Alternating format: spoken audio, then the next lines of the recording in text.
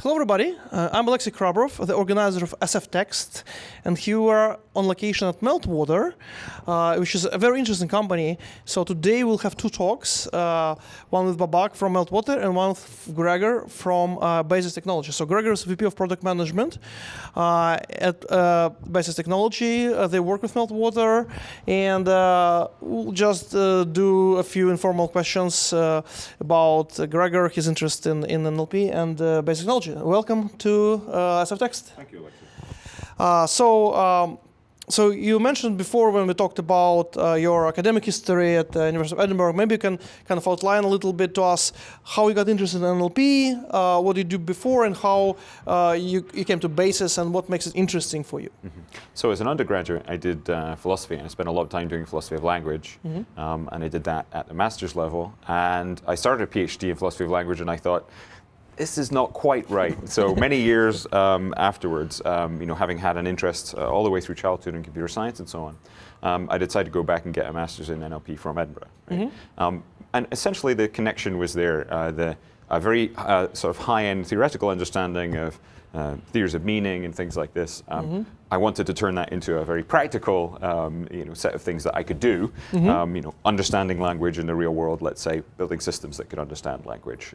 That was the motivation. Okay, it's just very interesting because when computers first appeared, there were no computer scientists. So the people got together, they were physicists, mathematicians, philosophers, and linguists, right? There's kind of so you're kind of covering two at least of these categories. Yes. So which is very interesting. So University of Edinburgh is a very strong school in NLP and artificial intelligence. Yes. So what makes it such a kind of hotbed of innovation, kind of so many great people? Is there anything special about the way they teach, or the way they got together, the labs? Like, what makes it such an interesting place for NLP?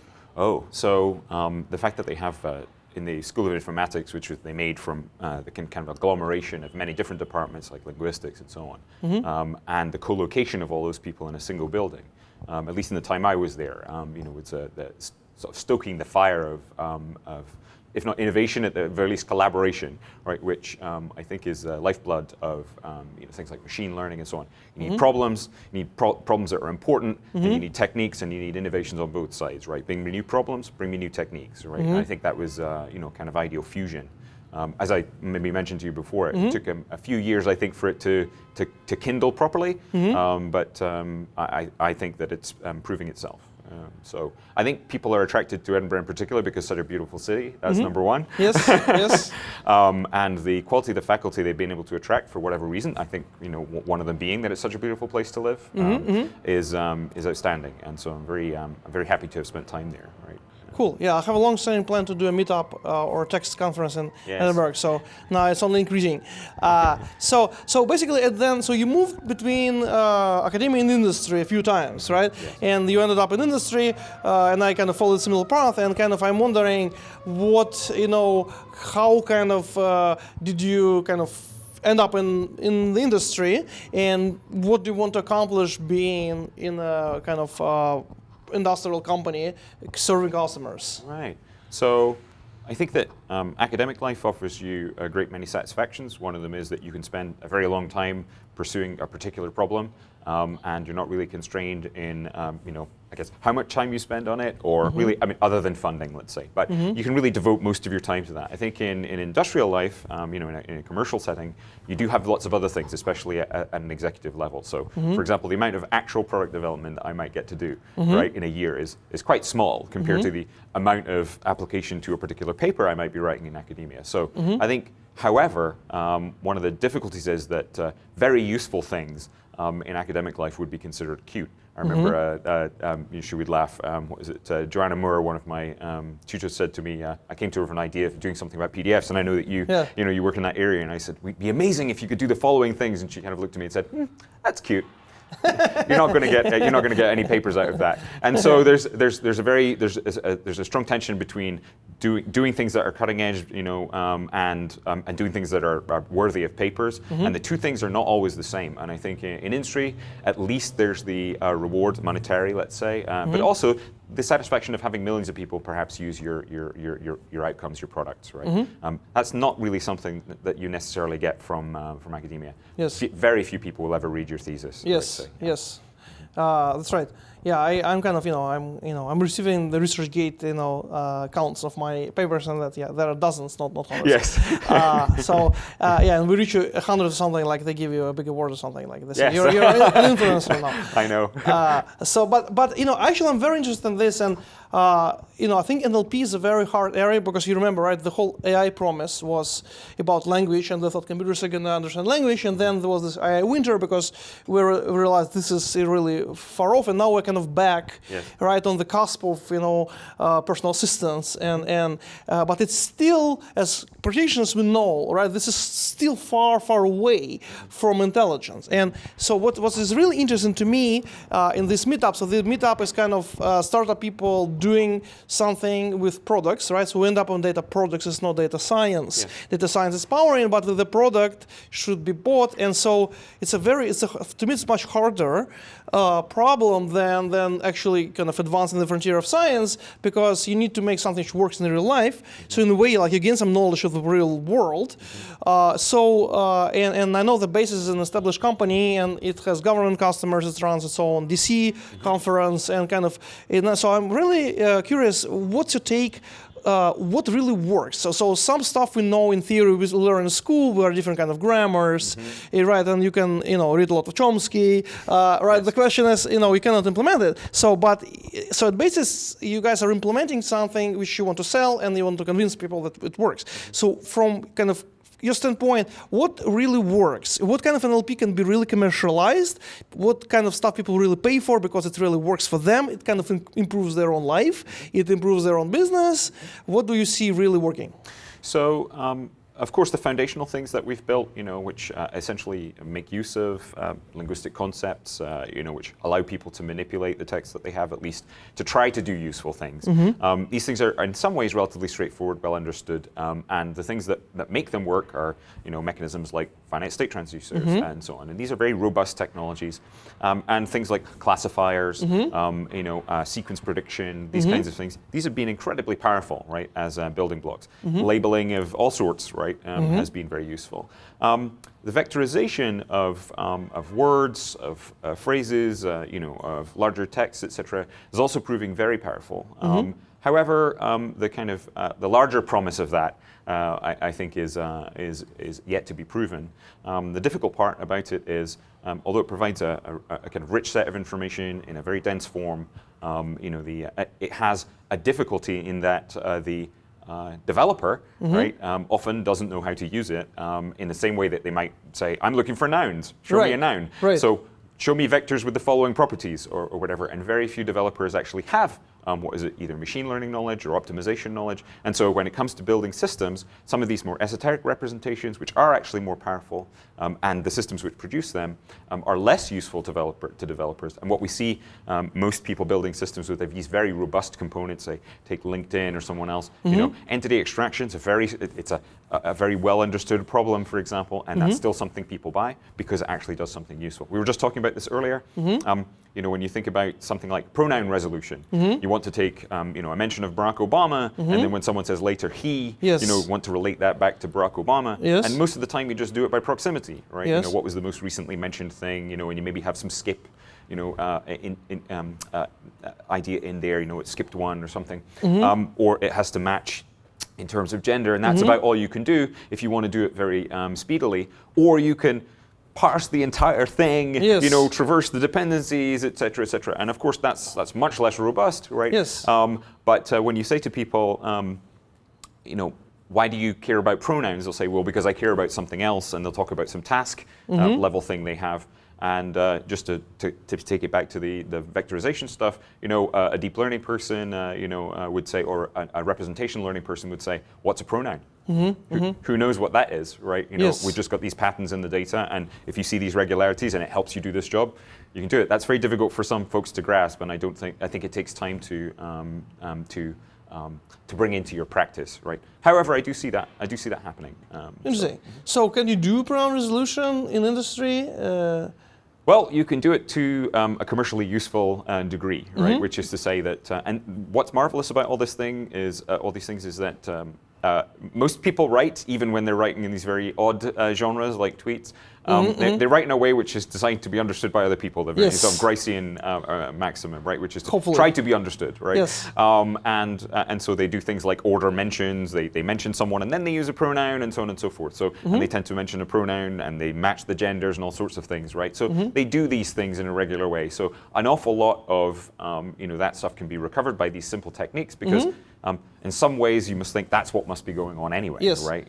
And so you show it to customers and they're basically satisfied with kind of most of the results most of the time. And largely, I think that what is difficult is when they want to do something that's well beyond the bounds of what those aggregates will let them, or the accuracy of those devices will let them do. So you'll say, for example, you want to recover all of the implicatures of a document, right? You're going to have to parse all the text, put it out into some normalized form, and then do a whole bunch of inference and so on. Of course, this is a non-halting problem, right? You just can keep doing it for almost ever, right? And so you're often having to school people and say, what is your real desire here, right? You don't really want an nth order representation of this text. What you want is to achieve this end, right? And a lot of the time that can be achieved by something as simple as, so I'll give you an example. People were saying a while ago, people were asking us for, can you find forward-looking statements in financials, right? And yes, I mean, people can understand them, people can recognize them. We can build a model that gets them out. How are you going to do that? Are you going to parse it and everything? I don't know. Let's try a bag of words, in a classifier, right? Maybe it says future. Right? Maybe it says maybe. Yes, exactly. So these kinds of regularities, and it's a wonderful thing about language that people do try to be understandable to other people, is what allows us to do a good job, even though a lot of the time the technology is fairly rudimentary. Interesting. It kind of reminds me of Andreas Peigen's keynote at the Rich Data Summit, which we both attended yesterday, and he had these 4 rules of data. I think the rule number 1 was start with the question, not with the data. Right? So it's almost kind of confirms what you're saying, because instead of thinking what is the ideal full representation of this text, the question would be like, what is the question you want to answer by looking at this text? Right? So it was very cool. Interesting. So in terms of parsing, right? So I mean, we kind of tried all kinds of open source parsers, right? And they're extremely slow, right? So basically, the seconds, on the conventional hardware. So do you think, and especially at web scale, is it really feasible to parse everything, or do you really have to get by with certain heuristics or shallow parsing or just tagging?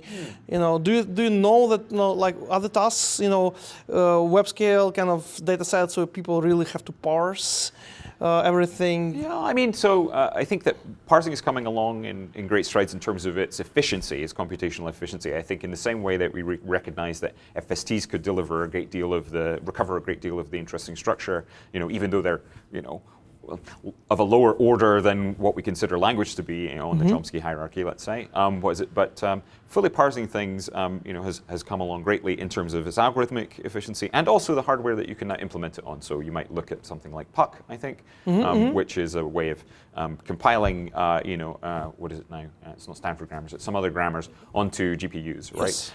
And that parallelization, right, along with the original efficiency, I think, is taking us to where it was seconds per document.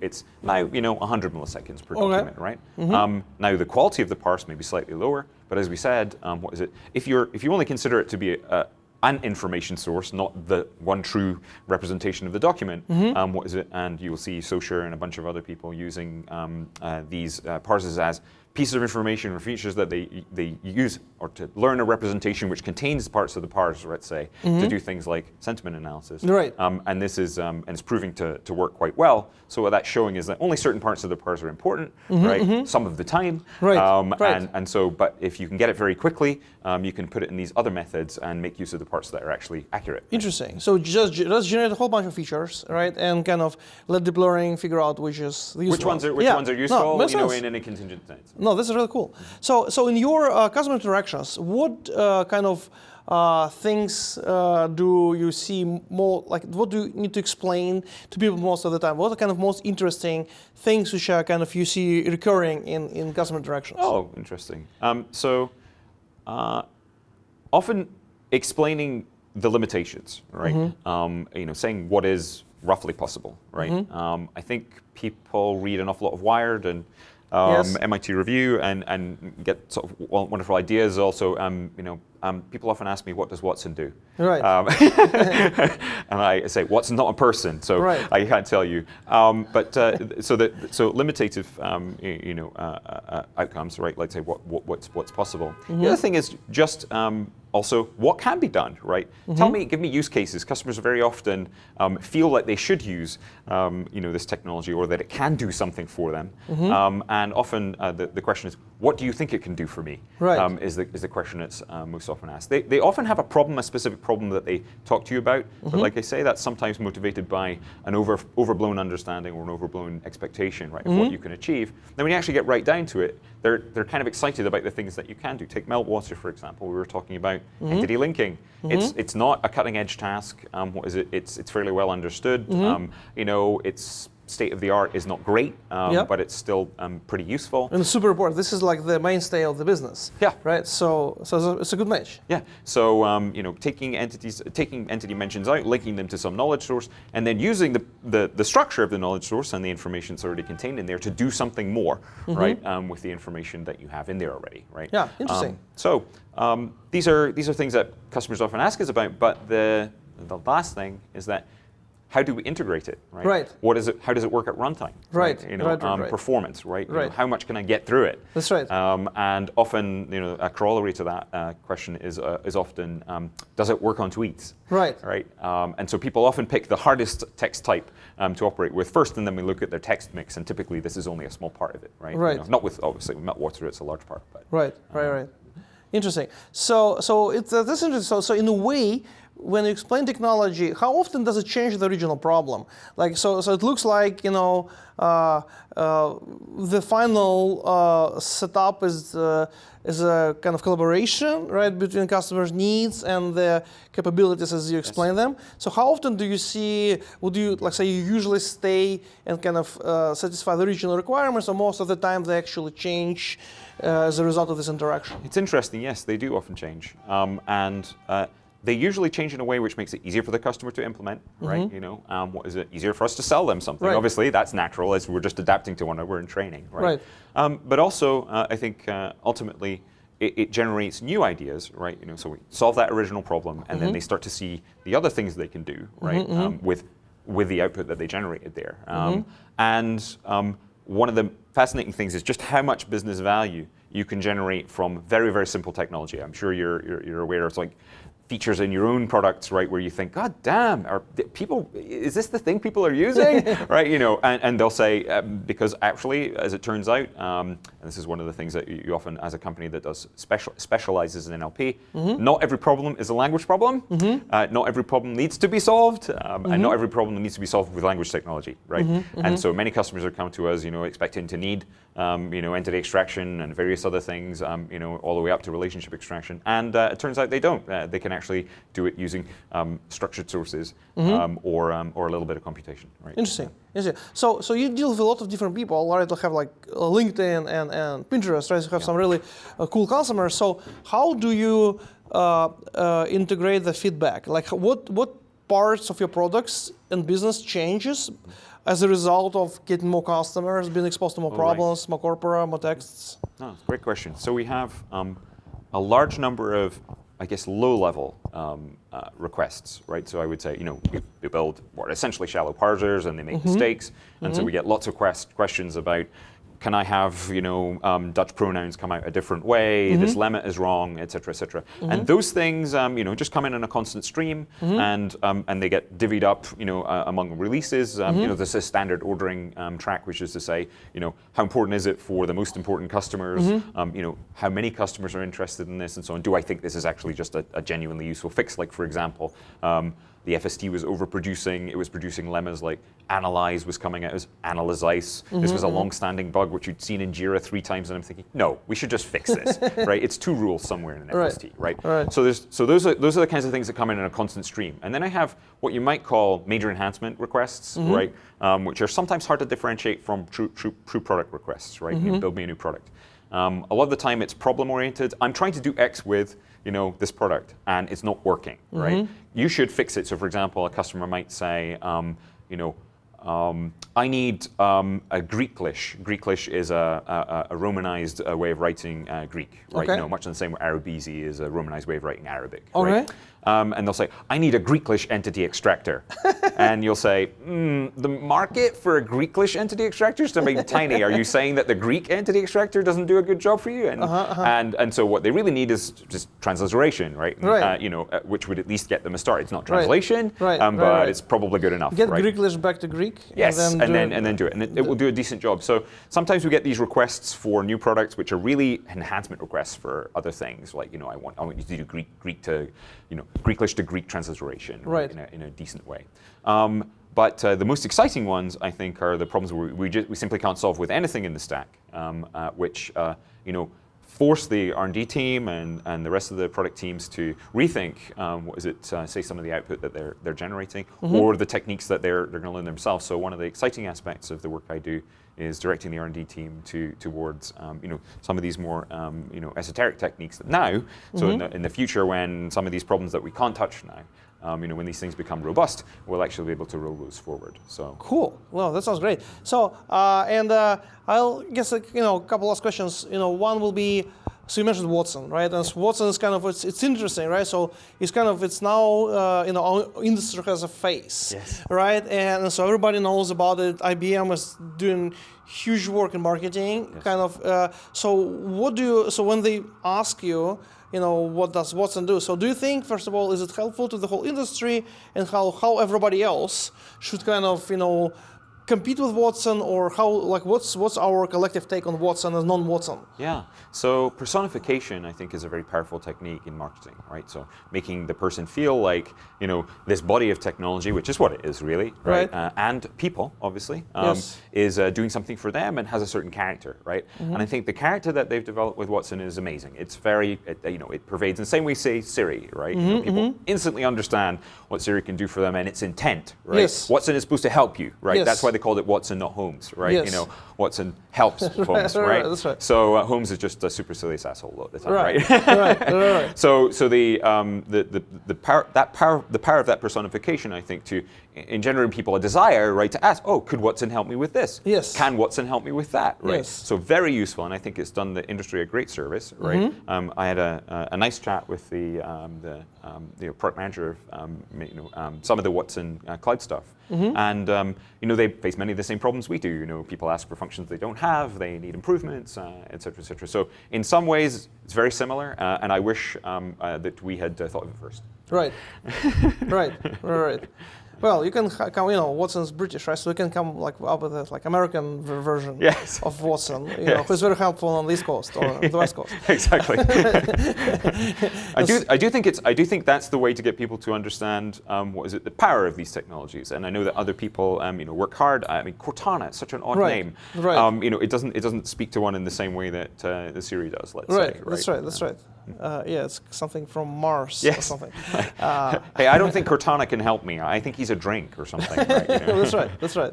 Yeah, it's kind of interesting. I found that personally, Watson is very intriguing and and it's definitely they have this very nice videos, and obviously it's just kind of they're making inroads, but it's very interesting how they kind of make people think that this is AI effectively, right? This can solve all the problems, and then the structure is so they they focus on different businesses, right? So they probably have domain expertise, kind of learn for specific verticals, right? So I think there is a lot of interesting notions.